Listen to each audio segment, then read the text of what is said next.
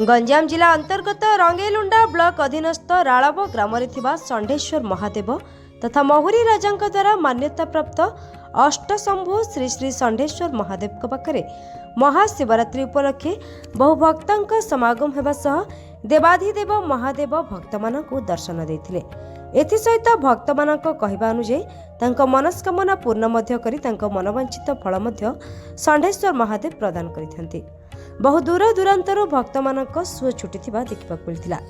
एही अवसर में गोपालपुर विधायक तथा परिवहन खनि और इस्पात मंत्री विभूतिभूषण जेना मध्य योगदान करी प्रभु श्री षंढेश्वर महादेव कृपा मध्य लाभ करथिले। एथिसहित मंदिर सभापति गणेश चंद्र साहू, उपसभापति नरसिंह मिश्र, पूर्वतन सरपंच बी गणेश पात्र, डॉक्टर गंगाधर मिश्र, संदीप खाड़ंगा, कविराज खुंटिया, गुरुनाथ खुंटिया, कालू मंडल समेत बहु युवक भाई एवं कमिटी वृंद सहयोग में शांति श्रृंखलार सह भक्तों दर्शन होता सूचना मिली।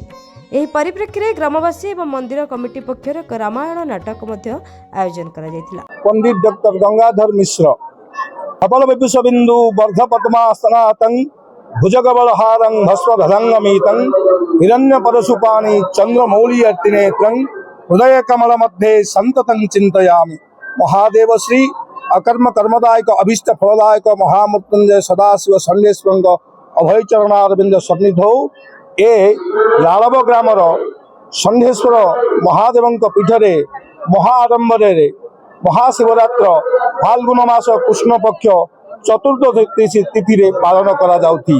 एथिरे समस्त ग्रामवासी वृंद, पंचायत वृंद, सभापति समस्त सहयोग रे एही कामना बड़ निरांबर भाव चालू अच्छी।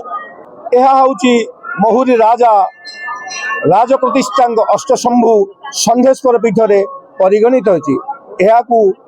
राजा 365 भरण जमी दान करी प्रत्येक दिन गोटे गोटे दिन 365 दिन 365 भरण दान करी भोग मंडप करा जाए।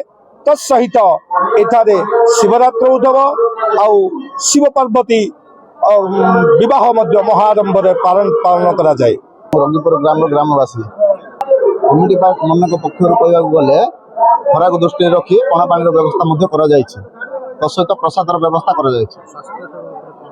स्वास्थ्य सेवा शुणु स्वास्थ्य सेवा कहले हम ओडिशा सरकार आयुष्मान विभाग डॉक्टर ऑफिसर मैंने आसछन्ति।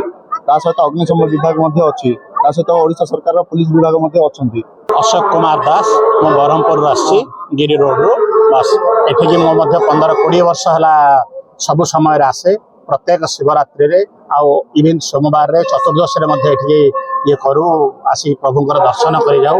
आज शिवरात्र रे ये जागर जो प्रकार साजसज्जा ता संगे संगे जो प्रकार डिसिप्लिन एठे मेंटेन करछन्ती या बहुत उच्च कोटिर आठिकार आसिले गोटे भक्तिभाव जागृत होची।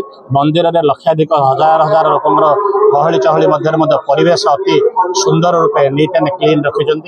आठिकार वॉलंटियर मैनेजमेंट जो प्रकार दर्शन पर भक्त को सुविधा सुजोग देते से कमिटी को धन्यवाद।